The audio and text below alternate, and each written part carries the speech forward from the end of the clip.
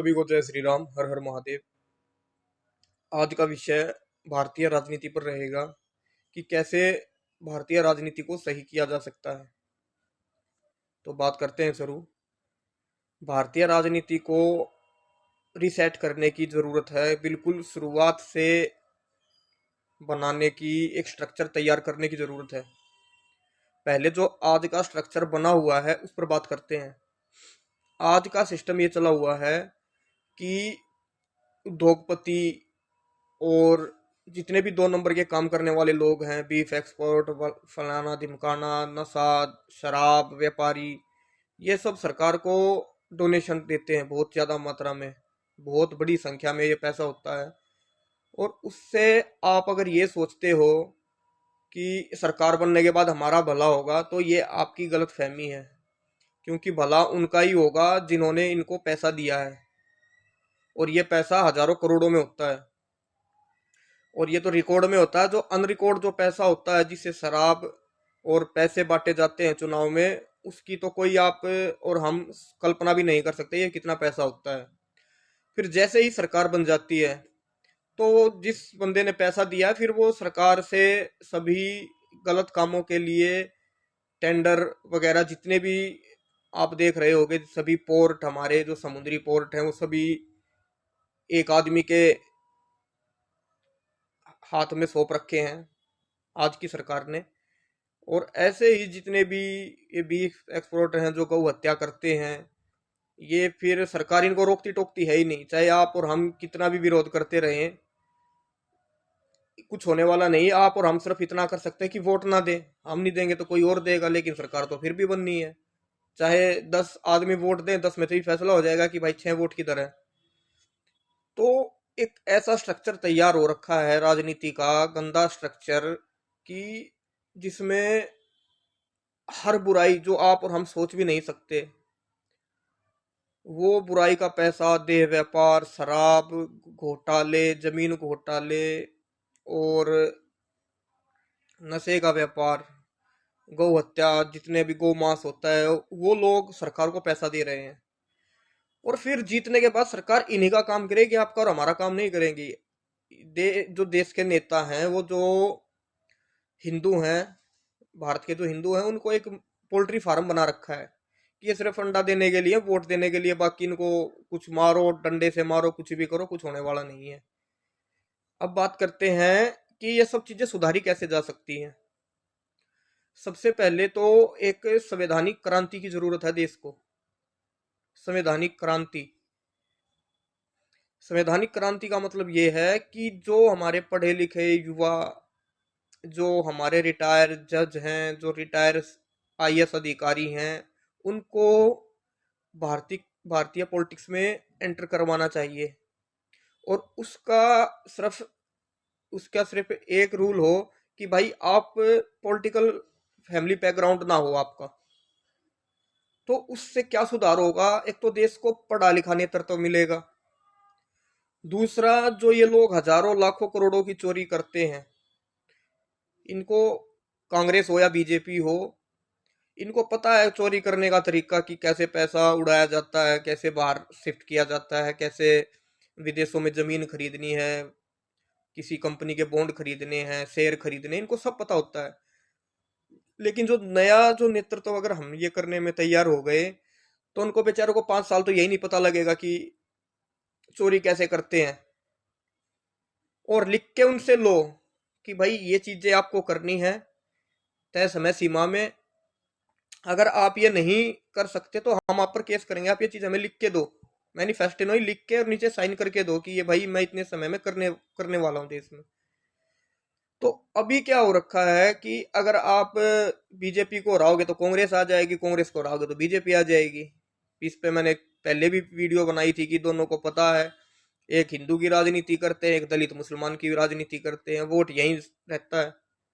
और अच्छा पैसा लेते हैं 2 नंबर का। इनके पास विदेशों में इतना पैसा है कि ये 50-50 लोकसभा चुनाव लड़ सकते हैं अपने दम पर पैसा बांट कर। इतना देश को लूट लिया इन्होंने, खोखला कर दिया देश को। तो संवैधानिक क्रांति की जब बात करता हूं, तो संवैधानिक क्रांति ही देश को एक नई ऊंचाइयों पर लेकर जाएगी। वरना आप और हम ये समझो कि पूरा देश एक पोल्ट्री फार्म है जिसको नेताओं ने सिर्फ अंडा देने के लिए, वोट देने के लिए बना रखा है। आप वोट नहीं दोगे तो और मुर्गियां मुर्गे वोट देंगे और सरकार तो फिर भी बनेगी। तो इन चीजों पर बात करने की जरूरत है। और सबसे पहले राजनीति का ये स्ट्रक्चर कैसे चेंज कर सकते हैं? संवैधानिक क्रांति। संवैधानिक क्रांति, जहां तक बात है कि युवाओं को आगे आना पड़ेगा, लेकिन ये नेताओं ने एक क्या माहौल बना रखा है समाज में, कोई युवा जिसका पॉलिटिकल बैकग्राउंड नहीं है वो राजनीति में चुनाव लड़ने की बात करता है तो उसको कहते हैं ये तो पॉलिटिक्स कर रहा है, राजनीति कर रहा है। राजनीति कोई भाई खराब चीज थोड़ी है, तुम करो तो वो अमृत है। अगर कोई नौजवान युवा जिसका राजनीति से दूर दूर तक कोई लेना देना है ही नहीं, अगर वो राजनीति में आएगा तो उसके पास ये इनके लोग बोलेंगे ये तो राजनीति कर रहा है, ये तो वो कर रहा है। तो भाई राजनीति का तुम चोर लुटेरों का सिस्टम बना रहेगा पूरी उम्र की, भाई आज आप हो कल आपके बच्चे हैं। और कोई युवा देश के जो पढ़े लिखे आना चाहते हैं उनको आप बोलोगे कि ये तो राजनीति में आना चाहता है। तो राजनीति तो अच्छी चीज है।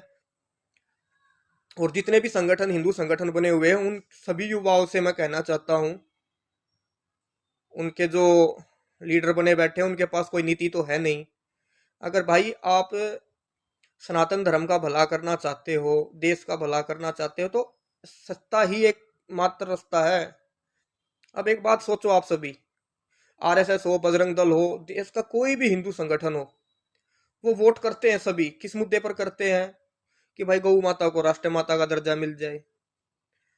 वो सब लोग सरकार बना भी लेते हैं, सभी वोट देके सरकार बनाते हैं, फिर उसी सरकार से फिर डिमांड कर के लिए प्रदर्शन करते हैं कि गौ माता को राष्ट्रीय माता का दर्जा दे दो। भाई आपने ही सरकार बनाई और आप ही प्रदर्शन कर रहे हो, ये लॉजिक थोड़ा सा हमारी तो समझ से परे है। लेकिन और जो ये सरकार है ना, ये यही चाहती है कि अनपढ़, इनको जरूरत है अनपढ़ लोगों की। ये नहीं चाहते कि पढ़े लिखे युवा तैयार हों, इसीलिए स्कूलों को खत्म किया जा रहा है। तो ये सोचो आप, सभी सभी चाहते हैं हिंदू संगठन की गौ माता राष्ट्रीय माता का दर्जा मिले, सभी संत चाहते हैं, सभी इनको वोट देकर सरकार लेके आए थे बीजेपी, अब इनसे ही डिमांड कर रहे हैं गौ माता को राष्ट्रीय माता का दर्जा दो। तो ये जो एक घोलमोल हो रखा है देश में, इसको एक संवैधानिक क्रांति ही सही कर सकती है। और एक बार प्रयोग करने से अगर होता है तो 5 साल में उनको भी रिटायर करो, दूसरे युवाओं को आने दो जो पढ़ लिख कर जो अच्छा हर फील्ड में, इकोनॉमिक्स में या वर्ल्ड रिलेशन में या अन्य सब्जेक्ट जितने भी जरूरत होती है, जो भी अपने लेवल पर टॉप करके आता है उनको मौका दो, वो देश को चलाएंगे। और वो पढ़े लिखे हैं, उनको इतना समय नहीं होगा कि चोरी करें, वो करेंगे सिस्टम को सही। लेकिन हम जैसे कोई लोग बोलते हैं कि भाई ये तो राजनीति करना चाहते हैं। जिस दिन युवा सनातनी ये बात बोलने लगा कि हाँ भाई राजनीति करना चाहते हैं, आप उतरो वहां से, अब हमारी बारी, आपके बस की कुछ नहीं, आपको हमने देख लिया। तो इन सब चीजों की जरूरत है देश को आज। वरना तो आप आजादी के बाद देख लो, 20 साल बीजेपी का राज हो गया, 60 50 60 70 साल इनका राज हो गया कांग्रेस का। क्या मिला देश को? कुछ भी नहीं मिला। मुद्दे वैसे की वैसे ही हैं। बस वो एक बोलते हैं ना कि एक भैंस के सिर पे एक डंडा बांध के उसके ऊपर चारा लटका दिया, भैंस चलती जाएगी, चारा मुंह तक आएगा नहीं, वो आगे ही चलता जाएगा। तो इस पर सभी सनातनियों को विचार करने की जरूरत है, क्योंकि यही एकमात्र सनातन धर्म को आगे पहुंचाने का रास्ता है। जो बच्चे मिडिल क्लास फैमिली से जो गरीबी को देख कर आएंगे उनको हर चीजों का पता होता है। अब इनके ही बच्चे पॉलिटिक्स में, इनके बड़े बड़े कंपनियों के मैनेजर बनते हैं। मिडिल क्लास को तो इन्होंने बस एक, मिडिल क्लास गरीब परिवारों को तो इन्होंने एक वोट देने के लिए एक मुर्गी फार्म बना रखा है। वो समय आना चाहिए जिसमें गौरक्षकों के बच्चे, फौजियों के बच्चे, मिडिल क्लास फैमिली के बच्चे, गरीबों के बच्चे चुनाव लड़े। और उनका सिर्फ उनको यही होना चाहिए कि भाई हाँ ये पढ़ा लिखा है और ये देश को चला सकता है। वरना तो ये हजारों करोड़ इनको डोनेशन देते रहेंगे, ये इनका काम करते रहेंगे। दो लोग देश को खरीद रहे हैं, दो बेच रहे हैं, यही चल रहा है। यही कांग्रेस कर रही थी। कांग्रेस ने वाड्रा जिसके पास 5 10 लाख रुपए थे, उसके पास आज हजारों करोड़ है। तो मैं तो प्रैक्टिकली बातें करता हूँ, कईयों को बुरी लगती हैं, कईयों को अच्छा लगता है, फोन आते हैं लोगों के, प्यार भी देते हैं। तो जो हमारे हिस्से का कर्म है वो हमको करना चाहिए। और इस पर अगर एक मत सभी होते हैं तो एक राष्ट्रीय चिंतन मंच लगाएंगे दिल्ली में और सभी को इनवाइट करेंगे, उसमें सभी युवाओं को, सभी को जय श्री राम, हर हर महादेव, जय गोमाता।